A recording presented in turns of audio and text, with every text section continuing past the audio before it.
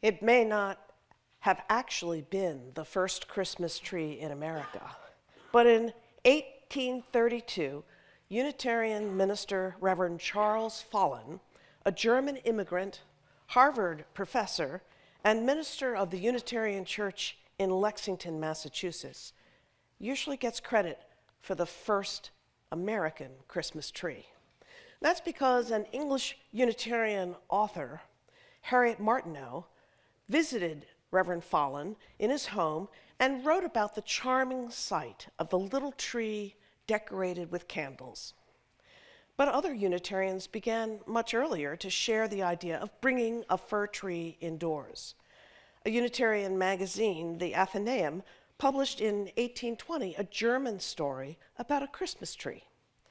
And in 1824, the newly created official journal of the American Unitarian Church, the Christian Register, included a story about a Christmas tree. It was written by English Unitarian poet Samuel Taylor Coleridge about his experience on Christmas Eve in 1798. He was in Germany and saw a small evergreen tree in one of the homes he visited. But it wasn't so much the tree that caught his eye. It was the children giving small gifts to their parents. Coleridge writes that as they gathered around the tree for their gift-giving, the eldest daughter and the mother wept aloud for joy and tenderness, and tears ran down the face of the father as he hugged his children close. It's this image, the loving family gathered around the tree, that perhaps has inspired generations of Americans to bring fir trees indoors at Christmas, a symbolic centerpiece to a day when the message is one of peace and goodwill to all. It's a message that reached the White House during the presidency of Unitarian William Howard Taft. In 1912, his children began the tradition of the White House Christmas tree. May the tree continue to spread its message of hope and peace.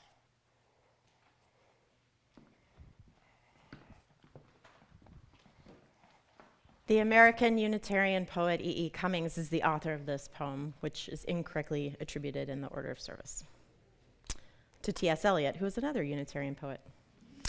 Cummings lived from 1894 to 1962 and is best known for his modernist, free-form poetry that typically doesn't have punctuation or capitals. In this poem, he takes an unconventional look at what by mid-20th century was the conventional Christmas tree.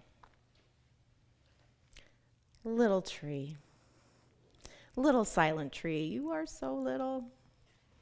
You're more like a flower. Who found you in the green forest? And were you very sorry to come away? See, I will comfort you because you smell so sweetly. I will kiss your cool bark and hug you safe and tight as your mother would. Only don't be afraid. Look, the spangles that sleep all year in a dark box dream of being taken out and allowed to shine. The balls, the chains, red and gold, the fluffy threads. Put up your little arms, I'll give them all to you to hold. Every finger shall have its ring, and there won't be a single place dark and unhappy. Then, when you're quite dressed, you'll stand in the window for everyone to see. Oh, but you'll be very proud how they'll stare. And my little sister and I will take hands, and looking up at our beautiful tree, we'll dance and sing, Noel, Noel.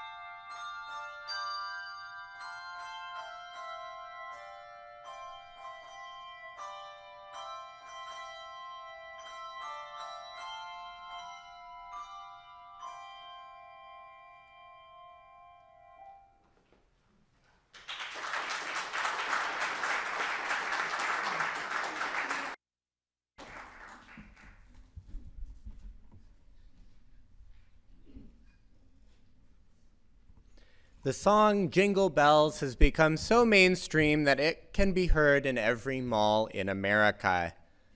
Yet the version we hear today, and we'll get a chance to sing today's version at the end of this service, isn't the original version. Unitarian musician James Pierpont first published the song in 1857 with its original lyrics and the title, The One-Horse Open Sleigh. It's said that he had the children of the Unitarian Church in Savannah, Georgia, sing it for Thanksgiving, and then because it was so well received, they sang it again at Christmas. But the Unitarians in Medford, Massachusetts say Pierpont wrote the song a few years earlier when he served the Unitarian Church in Medford. The people of Medford say Pierpont wrote the jaunty, jingly piece at the Simpson Tavern, a boarding house with the only piano in town. Somehow that story rings true, doesn't it? As the choir sings, listen carefully to hear the differences in the original version.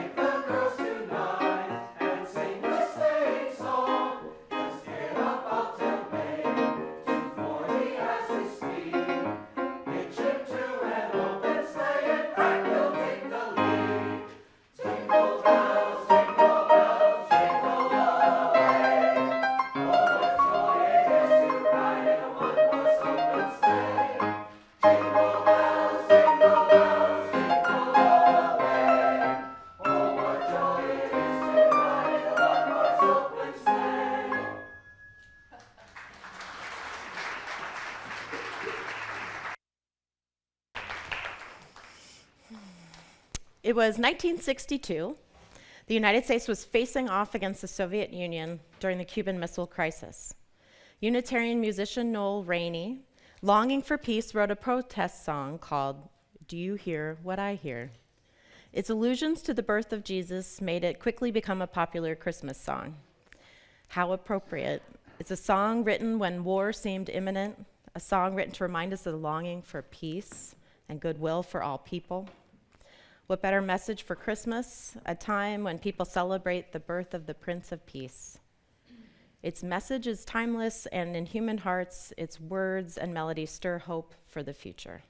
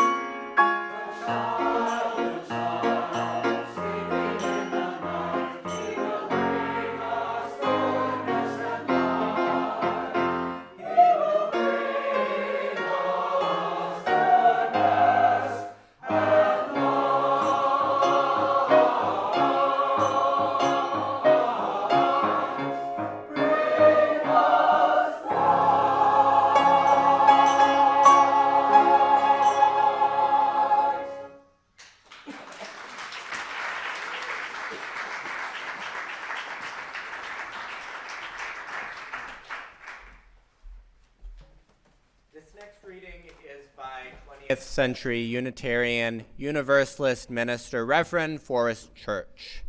It speaks of the diversity of belief that is now commonplace in UU congregations.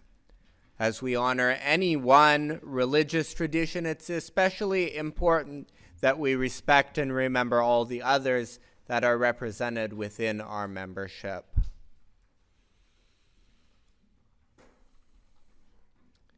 Imagine the world as a vast cathedral. Contemplate the windows.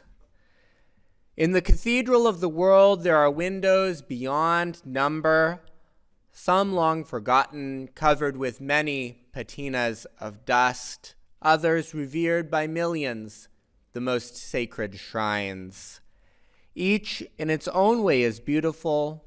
Some are abstract, others representational, some dark and meditative, others bright and dazzling.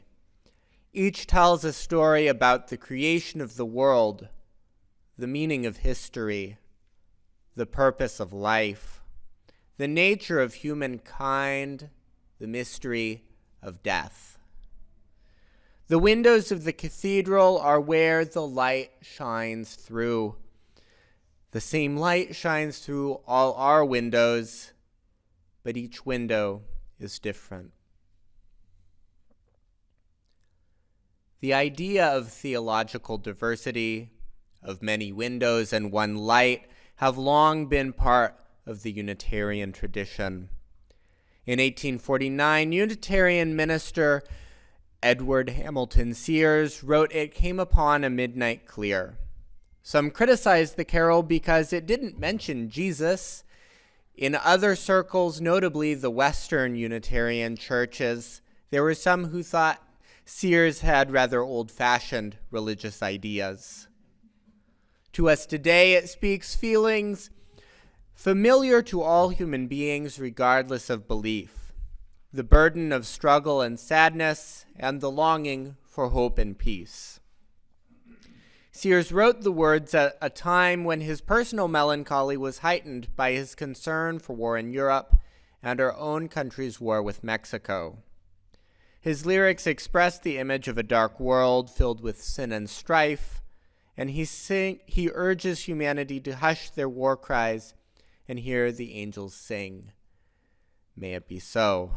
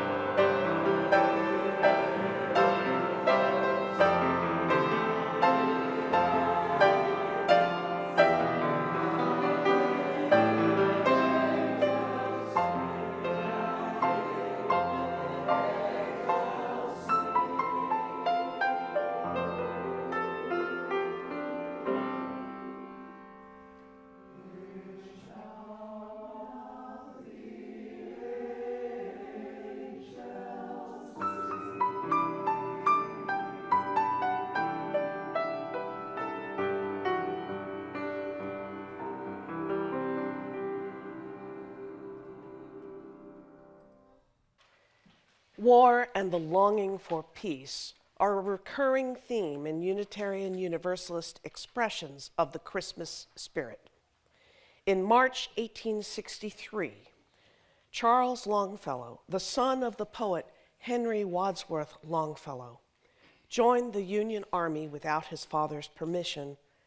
He was severely wounded in November. His father, grieving and anxious, was up at midnight just as the church bells rang out to signal the beginning of Christmas Day.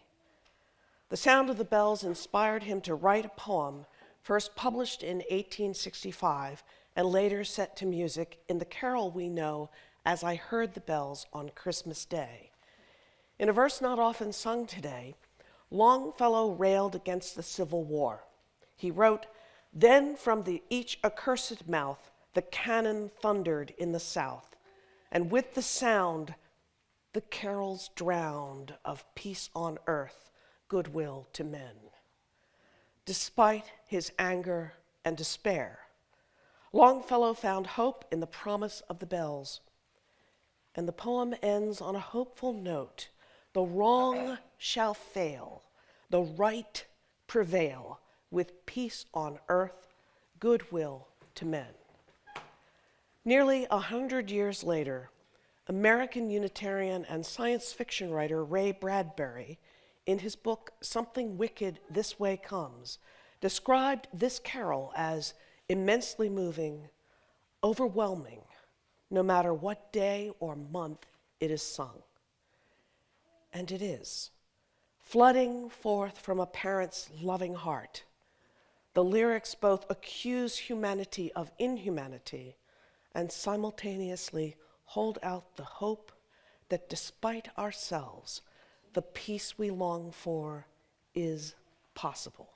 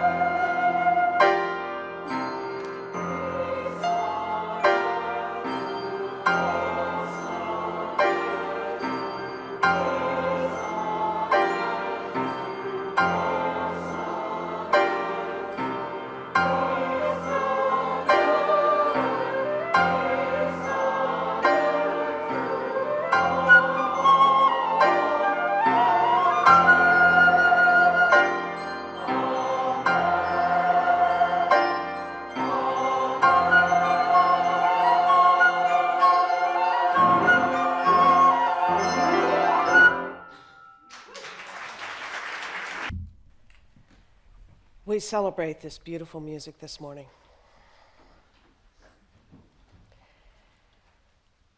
It was just after a visit to America in 1843 that Unitarian Charles Dickens wrote A Christmas Carol.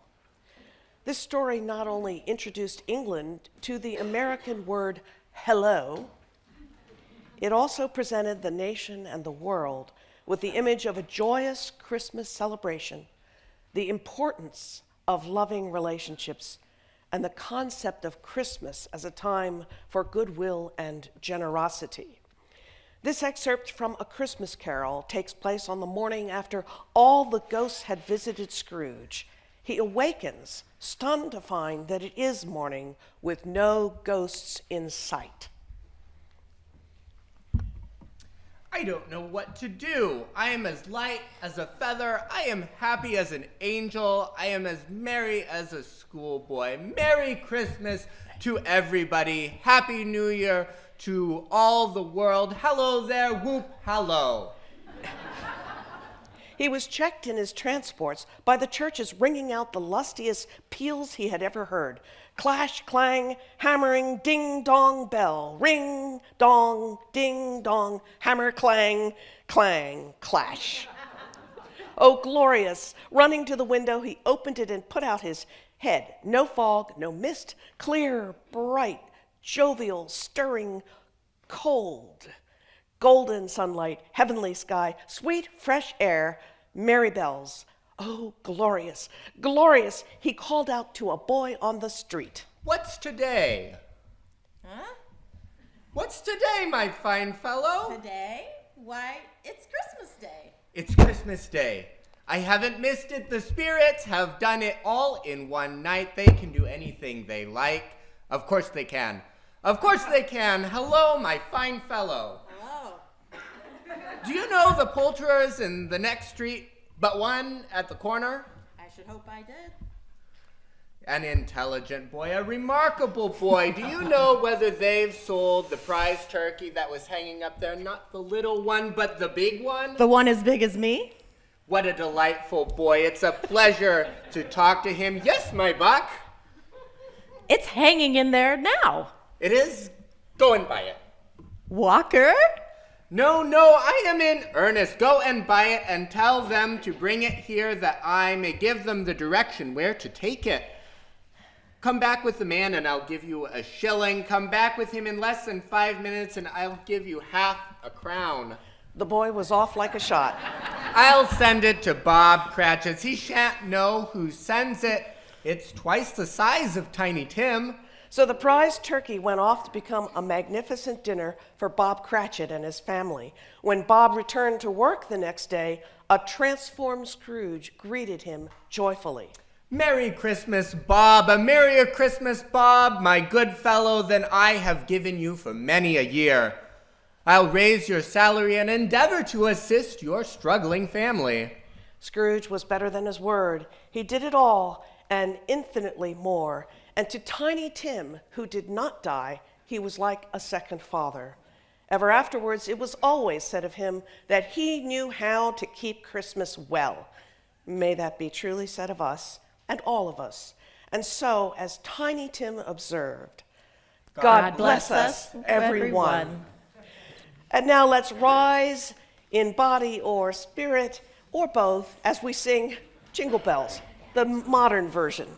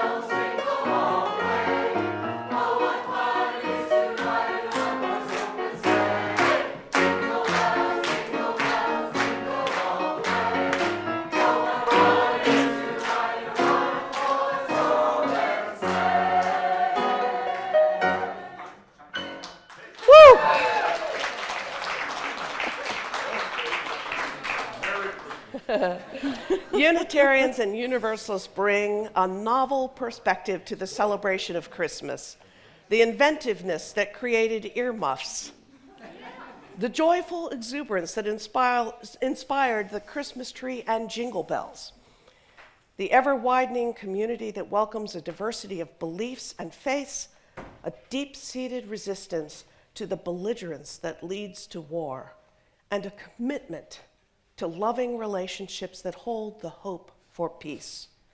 As members of this beloved community, together may we inspire spiritual growth, prepare for service, and heal the world. And may we honor the humanity of all people as we seek to place love at the center of all we do. Merry Christmas. Amen.